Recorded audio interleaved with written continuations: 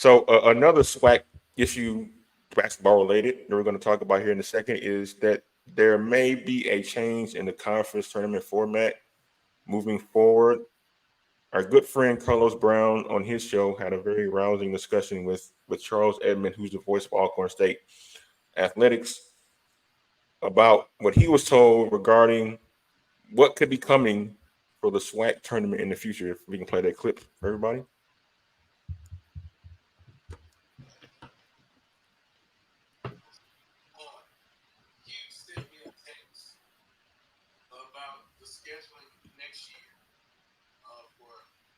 SWAC basketball.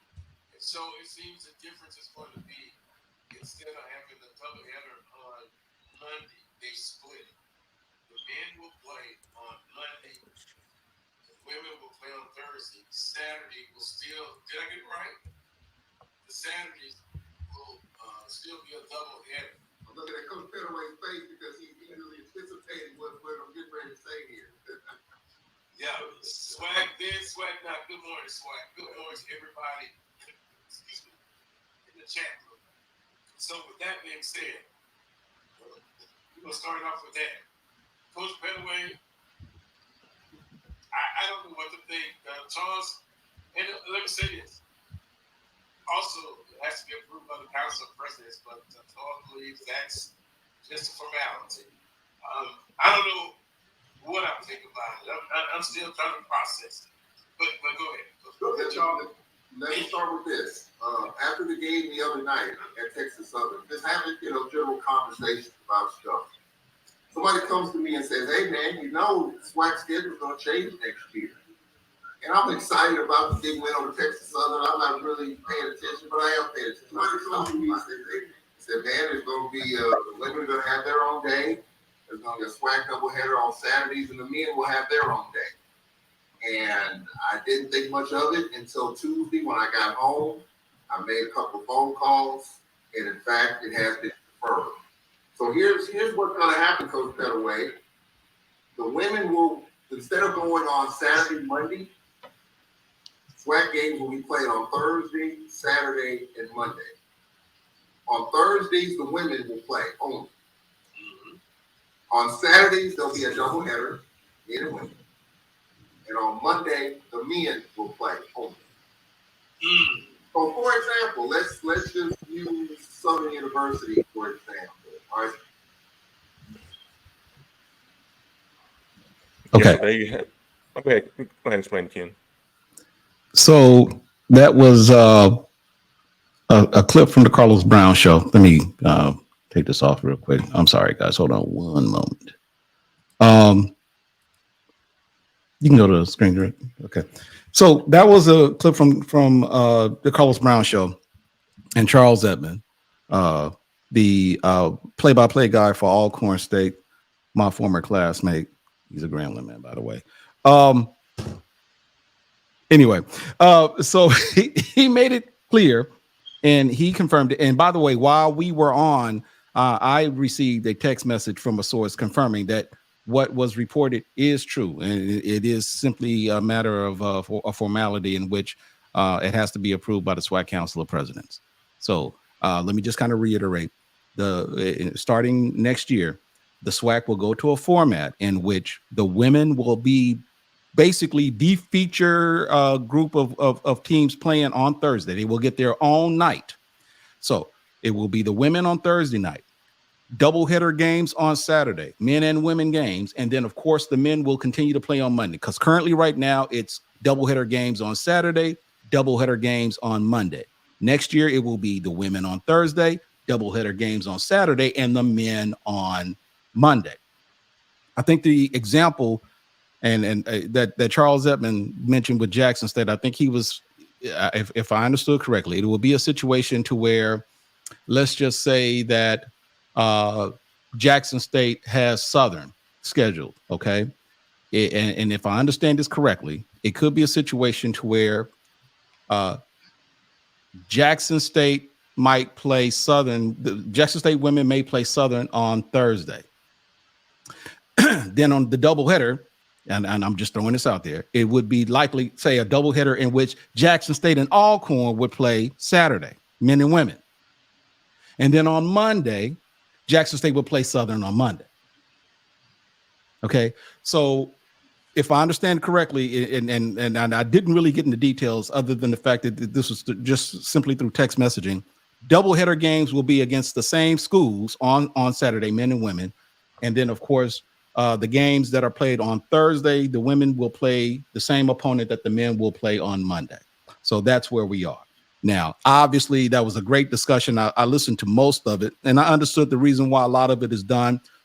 Obviously, there's a lot of speculation out there on social media about why this is necessary. Why are we doing it? The pros and the cons associated with it. There are a lot of folks who are there are a lot of people who are skeptical. Is anyone going to show up for the women's games? Currently, no one shows up for the women's games now because they come up, because they show for the men's games and so forth.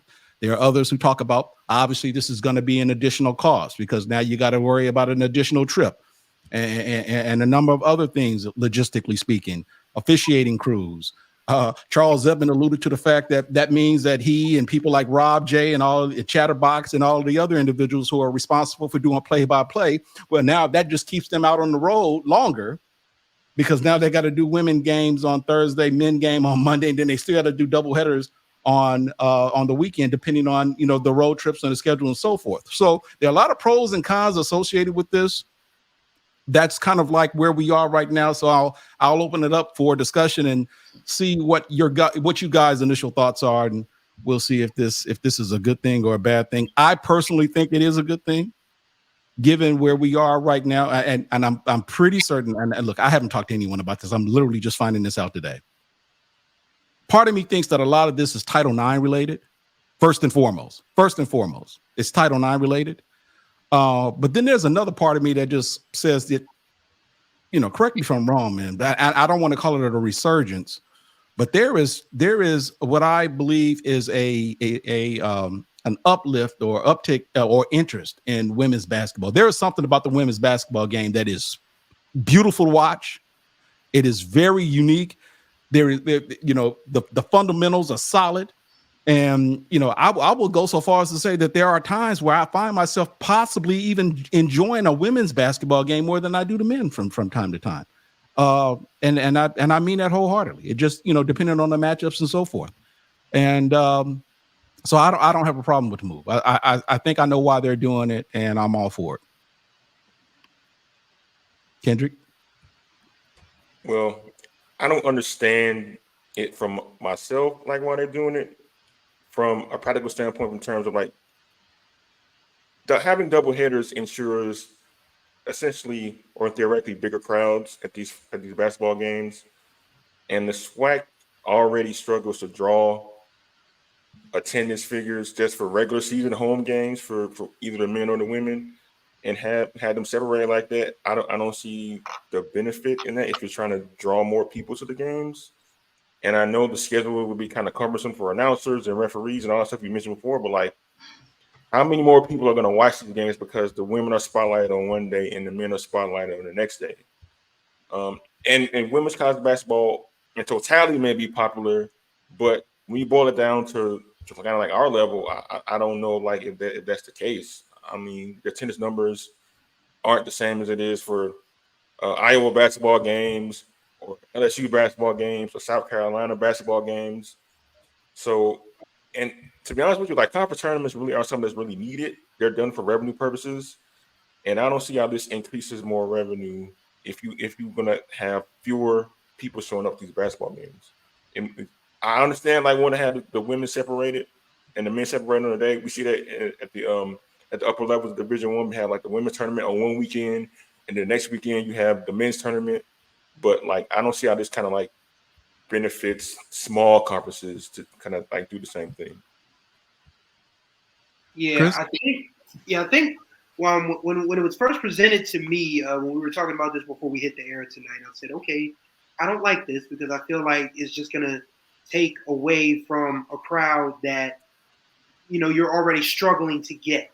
But the more I think about it, as one of the persons in the chat said, women's college basketball is more popular than the men's. I can name 5 top women's basketball players off the rip. Angel Reese, Caitlin Clark, Hannah Hidalgo, Juju Watkins, Paige Beckers. And that's just without even thinking.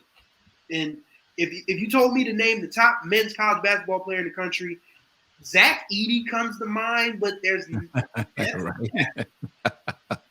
I mean, the last time Purdue had a guy that big, his name was Joe Barry Carroll, and I think Kenn Rashad is the only one who probably remembers the name Joe Barry Carroll. So, I mean, women's college basketball is the thing right now. And if we're talking about uplifting the game, you know, where we have people like Diamond Johnson and Kiara Wheeler at Norfolk State, you have Zay Green, who should get some WNBA looks at Arkansas Pine Bluff. You know, so many young ladies out there. You know, Destiny Howard probably would have been part of that list this year had she not gotten hurt for Howard.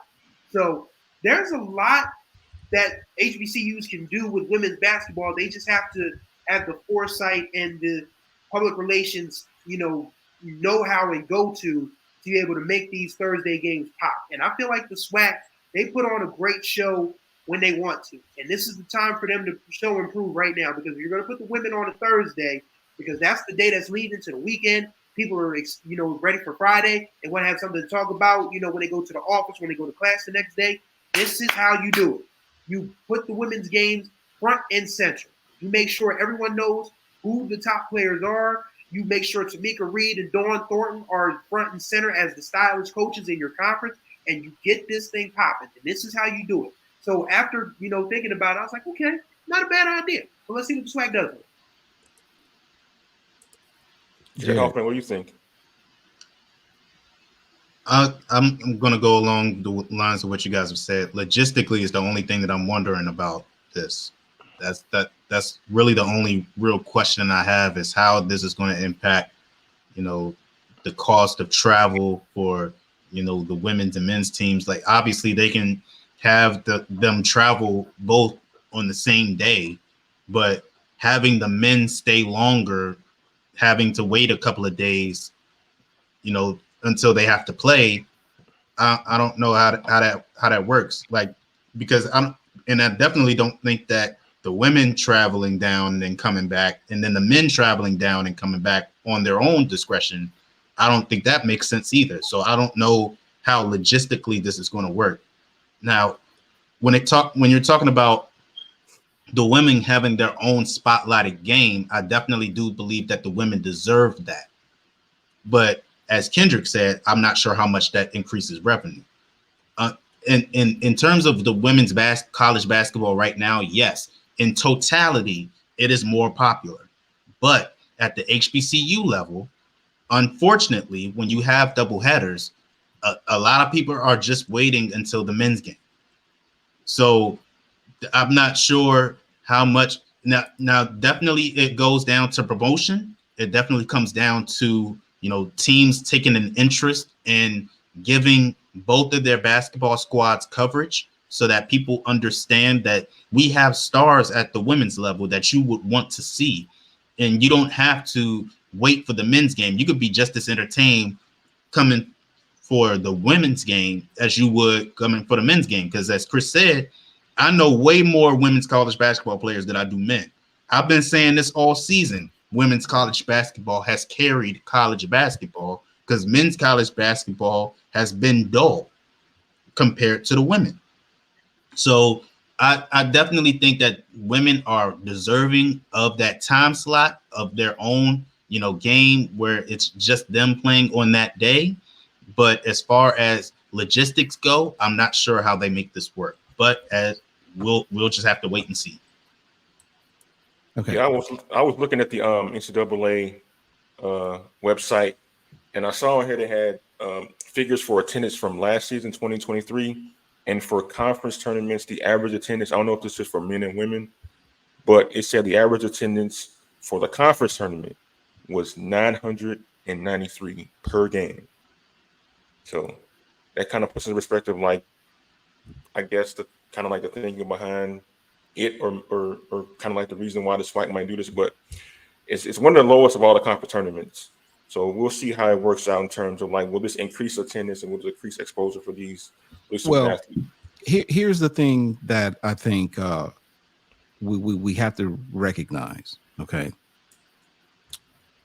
there keep you don't have to focus on me, put it back on Forsha, because you know, this isn't anything that I think hasn't, obviously Dr. McClellan, the SWAC, athletic directors and so forth. Part of me wants to think that there is something more than meets the eye with this decision. Okay. Because when you put in consideration the dynamics of this, obviously, yeah, you know, when people are skeptical, you know, what about traveling? Because now, again, that's going to require some additional monies for, especially for some of these athletic departments. I don't necessarily want to say cash strap, but you know, they've got budgets that they have to respect. And so now, I don't know if it's been a situation to where men and women would always travel to these games for double headers. I'm not sure if that was happening, but you're definitely going to have a situation now to where, okay, women who play on a Thursday, you know, Charles Edmond was saying that he thinks that given the way, I guess, the way Alcorn travels now, he says that if they have a game on Thursday, they're likely going to leave on a Tuesday to travel for a game on Thursday. And I'm thinking, okay, well, what about class? You know, obviously there's not a class, and like, okay, so you leave it on a Tuesday. I'm guessing maybe a Tuesday night. You miss class on Wednesday. You miss class on Thursday. And I'm guessing you got to get back, depending on how far you're going to miss class on Friday.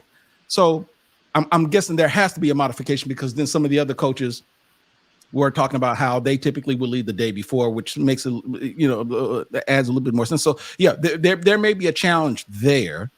But part of me believes that there is probably some samples of other programs, other conferences, and look, these commissioners talk, these athletic directors talk. They pitch ideas against each other. You know, what works, what doesn't work. We're possibly considering implementing this strategy. How do you guys deal with this? So these conference commissioners and athletic directors, they talk all the time. But my understanding is that one of the reasons why this is being done is because there is the possibility that the conference, and I don't know this for certain, this is just speculation, that there is the possibility that the conference has a pending TV deal for women, for some sort of a streaming deal. I don't know that for certain, because, I don't know that, there's that extra expense for games. But then part of me says, well, okay, there may be expenses involved, but it may also be another opportunity for revenue.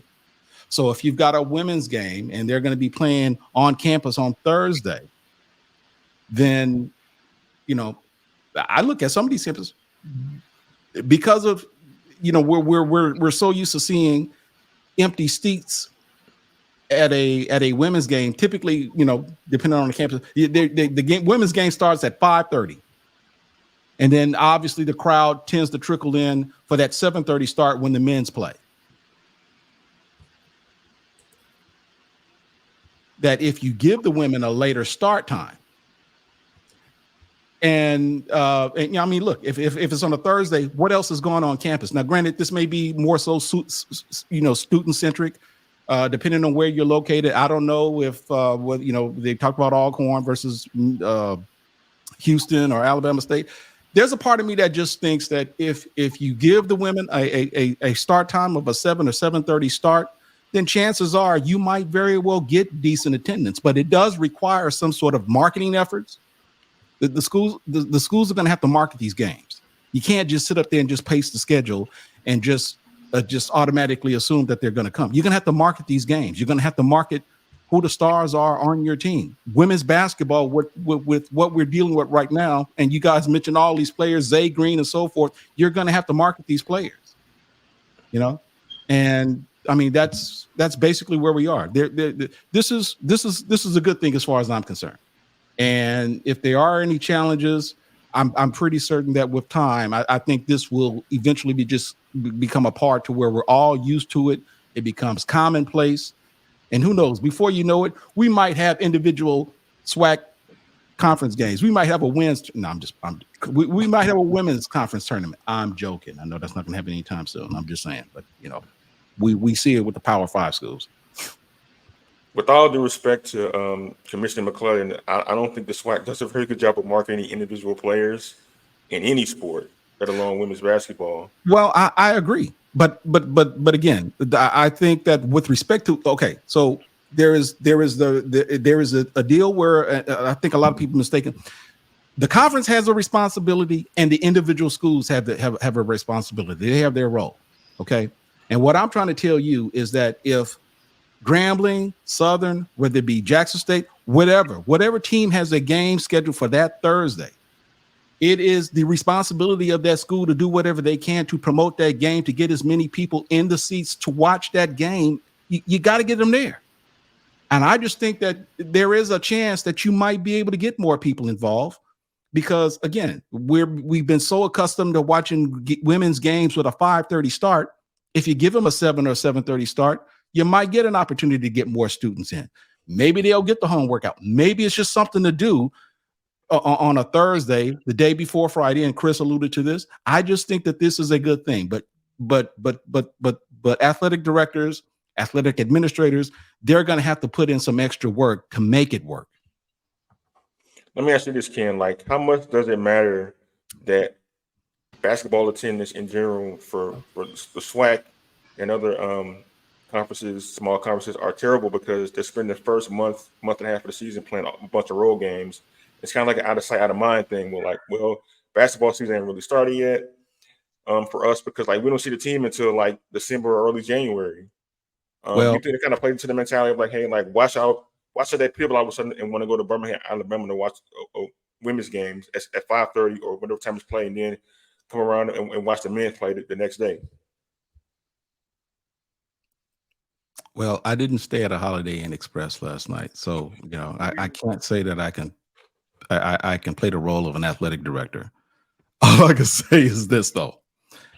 I didn't say this was going to be easy. Now, I just said that you're going to have to put some work behind it. To answer that question, are we talking about scheduling here? Is that scheduling? With respect to women, look, man. This was, again, that for anyone who missed that conversation, Carlos Brown, it was a great conversation because these are individuals who who provided some behind the scenes perspective of what an athletic director has to deal with, what a head coach has to deal with when it comes to scheduling these games and so forth. I mean, that conversation even got to the point to where they talked about, how scheduling and the impact that it has during postseason, about the reasons why we can't get a 14 or a 13 seed because of how we schedule, and, someone presented an example. You've got an athletic director and they tell the coach or whoever, okay, here is your budget for a basketball team. It's $700,000. And in order for us to break even, you need to bring in $700,000 of revenue. Well, that's a lot. That's a lot of money you got to bring in. And for some, the strategy may be like what Texas Southern does. We're going to go out, we're going to call Tom Izzo, we're going to schedule Mississippi State, and we're going to schedule UCLA, and we're going to schedule all these Power 5 games, and we'll get as much money as we get. And we're going to stay out on the road, but we think that by the time conference time rolls around, we may have a horrendous record, but we're going to be ready, and we're going to kick butt of everybody in our conference. And we've kind of seen that with Texas Southern. Now, that doesn't necessarily equate if they win the conference tournament and they get that play-in game. And some say that they like that because there's that one extra unit. You get that play-in game, you get that unit, that $2 million payout, and then you get an opportunity to play Duke or somebody else the first round as a 16 seed, and you get another $2 million just to lose that game, and you've walked away with $4 million from the conference. Okay, that's fine. But for those instances in which we want individuals to get quality wins, we talked, there are quad ones. You may hear them talking, Joe Lenardi talking about quad one wins and how this team or these teams may or may not necessarily make it. I think what was that? I think it was Indiana State and Drake playing in the Missouri Valley Conference, and I think the point was made that regardless of who won or the top seeded team, if they lose that tournament, that championship game, they probably aren't going to get an large bid because they didn't have any quad one wins. And so those things matter. And the argument earlier today, I keep going back to this conversation because it was a great one. that maybe with respect to schedule, and I'm answering your question, Kendrick, that with respect to scheduling, that maybe are the teams in the SWAC and maybe in the MEAC, they need to probably schedule more quad 2 teams regionally. Now, granted, that's not going to get them the money, and that's the balance. You know, Grambling versus Arkansas State. You know, Arkansas State will be considered a quad 2 team, and if Grambling goes in the Jonesboro, Arkansas, and they beat Arkansas State, that's a good quality win. But how much money is that going to pay you, as opposed to playing the University of Arkansas? You know, and you've got to, and you can't ignore how much money I need to bring in for basketball to break even. Otherwise, we're going to be left with a deficit. So these are the things that you have to weigh. So I don't know if there is a right or a wrong answer. All I'm saying is that knowing what the challenges are, you can't ignore one with the intent to do the other and expect to just do it, unless you just so happens you win the conference tournament, you get the play-in game, and then you're a 16 seed, and you just so happen to beat the number 1 seed. I mean, that's about that's like the perfect formula right there. But otherwise, if you don't play quality teams during the course of the season, and it doesn't help to lose those games, but if you can't win those games, it's not going to help you. It's not going to help the conference. So, I don't know if that necessarily answers your question, Kendrick. I guess the point is that, and this kind of goes back, what works for one SWAC team, because, everybody loves to group all these HBCUs. Well, what these HBCUs need to do, they need to do this, that, and the other. But what works for one program doesn't necessarily work for the other. And so it varies from school to school, program to program. And to be quite honest with you, I sometimes don't think we give these athletic directors enough respect or enough credit for the work that they do, man, because it is not easy. It isn't. Yeah, I remember Mo Williams last year going on a little tirade, pleading with the people of Jackson to come out and watch their basketball games. I think we were playing like Mississippi State or something like that in Jackson, but not at Jackson State. And so, like, he was like, well, y'all come out for this game, come out for our home games too. And I think it was kind of taking the heart a little bit by the fan base, and it kind of showed up. But like for college basketball, especially at our level, it's hard because, like I said before, like the first month and a half of the season, like all these road games the teams are playing, and like it doesn't get like the fan base in I guess a mindset of like, hey, like it's basketball season, we got to go to the games. Like they go into the games like after the New Year's over, and by that time, like the season is like a quarter of the way through it.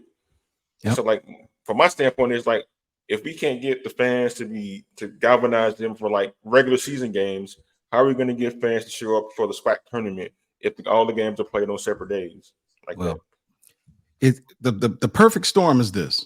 Here's something that I think so you guys may have seen this here. You guys, I'm sure, probably belong to some private group of like-minded alums who always express their frustration whenever something doesn't go right athletically with the program. We need to fire the coach. We need to fire the AD. We need to fire this. We need to fire this person because things aren't going right. And then you always have that one person, or maybe 2 or 3, and a lot of you out there know what I'm talking about. You're frustrated and you're trying to make a point. And then you always hear that one person, well, if the alumni would just give, maybe we wouldn't have this problem. I'm like, God damn it, that ain't got nothing to do with the conversation at hand. I don't want to hear about alumni giving. However, in this case, with respect to the non-revenue programs, basketball wouldn't necessarily be considered non-revenue, but in the case of basketball, this may be one of those situations where if the alumni did give a little bit more towards the athletics, you wouldn't find yourself in a situation having to do some of the things that you do with some of the non-revenue generating sports, or in the case of basketball, having to make these decisions. And I've always said that sometimes it's not necessarily a case where HBCU alumni don't give back. I've always made the argument that HBCU administrators just don't do a very good job of fundraising. And I think that may be part of the problem. I don't have a whole lot of money to give Grambling, but I'll just be honest. Grambling doesn't ask me for my money enough. New president, ask me. I'm trying to make that point. And I think I'm not alone in making that opinion. I think that may apply to other places.